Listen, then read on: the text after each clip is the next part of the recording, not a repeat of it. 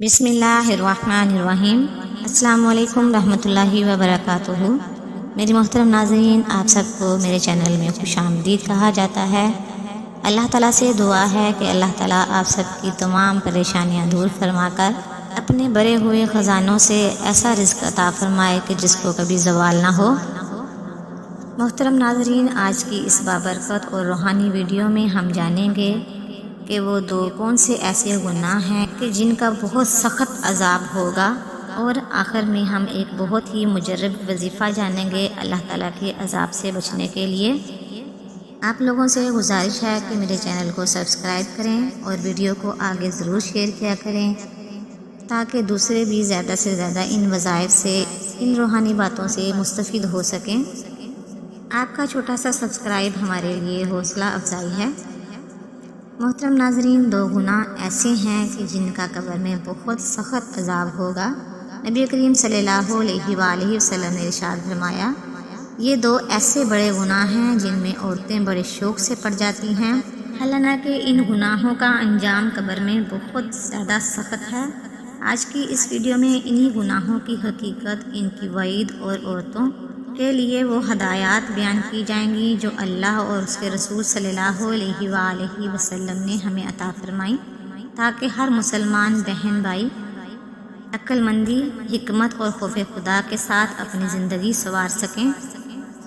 اللہ تبارک و تعالیٰ کی حمد و ثنا کرنا ہر مسلمان کی زبان کا زیور ہے، اور اللہ تعالیٰ جو تمام جہانوں کا رب ہے، بادشاہ حقیقی ہے، رزق دینے والا ہے، معاف کرنے والا ہے، اور اپنی رحمت سے ہر چیز کو ڈھانپ لینے والا ہے۔ اس نے آسمان و زمین کو حق کے ساتھ پیدا کیا اور انسان کو اشرف المخلوقات بنایا۔ وہی انسان کے پکارنے پر اس کا جواب دیتا ہے اور وہی دعائیں قبول کرتا ہے۔ وہی تو ہے جو بندے کے دل میں ایمان کی روشنی ڈالتا ہے۔ اللہ تعالیٰ نے قرآن مجید میں ارشاد فرمایا ہے، وَقُلْ رَبِّ زِدْنِی عِلْمًا۔ اے نبی صلی اللہ علیہ وآلہ وسلم، آپ دعا کریں، اے میرے رب، میرے علم میں اضافہ فرما۔ اسی رب نے اپنے محبوب محمد صلی اللہ علیہ وآلہ وسلم کو رحمت عالم بنا کر بھیجا۔ ایسے نبی صلی اللہ علیہ وآلہ وسلم کے جن کی زندگی سراسر روشنی، اخلاق، محبت، حکمت اور خیر خواہی سے بری ہوئی ہے۔ آپ صلی اللہ علیہ وآلہ وسلم نے امت کو ہر اس راستے سے خبردار کیا جو تباہی کی طرف لے کر جاتا ہے، اور ہر اس راستے کی طرف رہنمائی کی جو خیر کی طرف جاتا ہے۔ آپ صلی اللہ علیہ وآلہ وسلم نے فرمایا، میں تمہیں اس چیز سے ڈراتا ہوں جس میں تمہارے لیے نقصان ہے، اور اس چیز میں رہنمائی کرتا ہوں جس میں تمہارے لیے فائدہ ہے۔ محترم ناظرین، اللہ تعالیٰ نے عورت کو عزت، وقار، مقام اور رحمت کا درجہ دیا ہے۔ اسلام سے پہلے عورت کو زندہ درگور کر دیا جاتا تھا، اس کی رائے کی کوئی حیثیت نہیں تھی، مگر اسلام آیا تو عورت کی زندگی کا ہر پہلو روشنی سے بھر دیا گیا۔ قرآن نے عورت کو ماں کے روپ میں عظمت دی، بیوی کی صورت میں سکون کا ذریعہ قرار دیا، اور بہن کے طور پر محبت کی نشانی بنائی، اور بیٹی کی حیثیت سے جنت کی ضمانت قرار دیا۔ قرآن کریم میں اللہ تعالیٰ نے ارشاد فرمایا، اور عورتوں کے ساتھ اچھے طریقے سے زندگی بسر کرو۔ نبی کریم صلی اللہ علیہ وآلہ وسلم نے ارشاد فرمایا، تم میں سے سب سے بہتر وہ ہے جو اپنی بیوی کے لیے بہتر ہو۔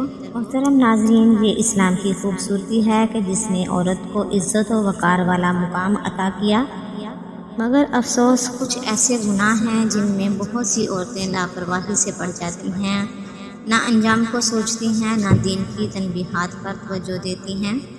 انہی گناہوں کے بارے میں نبی کریم صلی اللہ علیہ وآلہ وسلم نے سخت عذاب کی وعید سنائی ہے، تاکہ عورتیں ان گناہوں سے بچ سکیں، سنبھل سکیں اور اللہ کے عذاب سے محفوظ رہ سکیں۔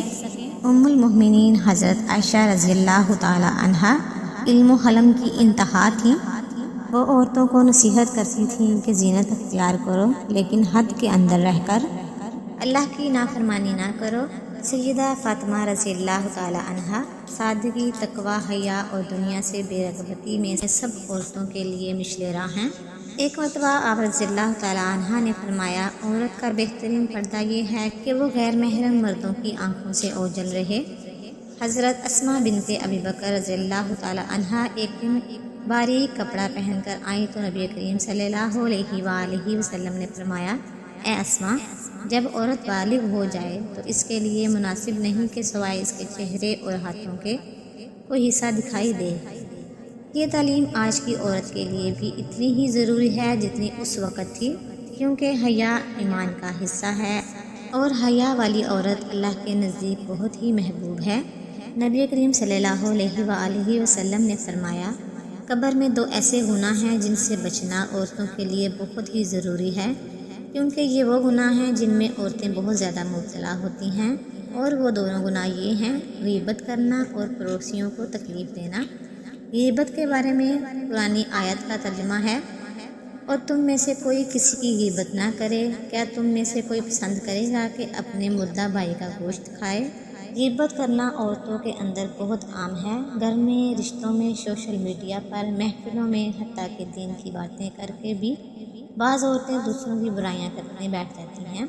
نبی کریم صلی اللہ علیہ وآلہ وسلم نے ارشاد فرمایا، غیبت کرنے والا قیامت کے دن خسارے میں ہوگا۔ ایک مرتبہ نبی کریم صلی اللہ علیہ وآلہ وسلم نے 2 خواتین کے بارے میں فرمایا کہ یہ ایسی باتیں کرتی ہیں جن کی وجہ سے ان پر عذاب آیا ہے۔ یہ صرف تنبیہ تھی تاکہ عورتیں رک جائیں، ورنہ اللہ بہت رحم والا ہے۔ دوسرا بڑا گناہ ہے پڑوسیوں کو تکلیف دینا۔ نبی کریم صلی اللہ علیہ وآلہ وسلم نے ارشاد فرمایا، وہ عورت جہنم میں ہے جو اپنے پڑوسی کو تکلیف دیتی ہے، چاہے وہ زیادہ عبادت گزار ہو۔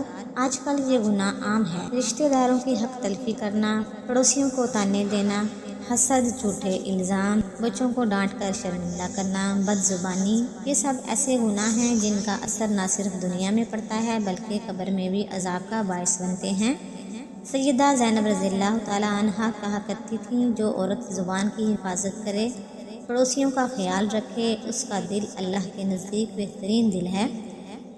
سیدہ حفصہ رضی اللہ تعالی عنہا فرماتی تھیں، عورت کی خیر اس وقت تک مکمل نہیں ہوتی جب تک وہ اپنے رویے سے دوسروں کو اذیت نہ پہنچائے۔ محترم ناظرین، اللہ تعالیٰ قرآن پاک میں فرماتے ہیں، بے شک اللہ کسی مغرور اور تکلیف دینے والے شخص کو پسند نہیں کرتا۔ یہ دونوں گناہ دل کو کالا کرتے ہیں، خاندانوں کو توڑتے ہیں، معاشرے میں نفرت پھیلاتے ہیں، زبان کو بے قابو کرتے ہیں اور قبر میں عذاب کا باعث بنتے ہیں۔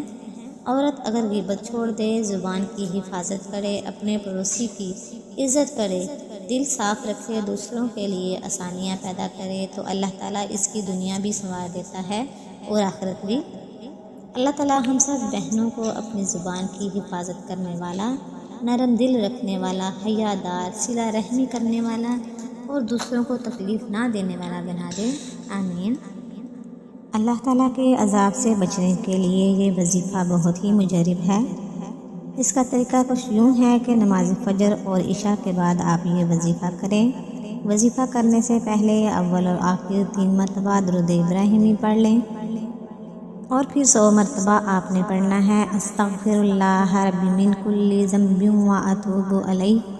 قرآن پاک میں اللہ تعالیٰ کا فرمان ہے کہ اللہ انہیں عذاب نہیں دے گا جب کہ وہ استغفار کرتے رہیں۔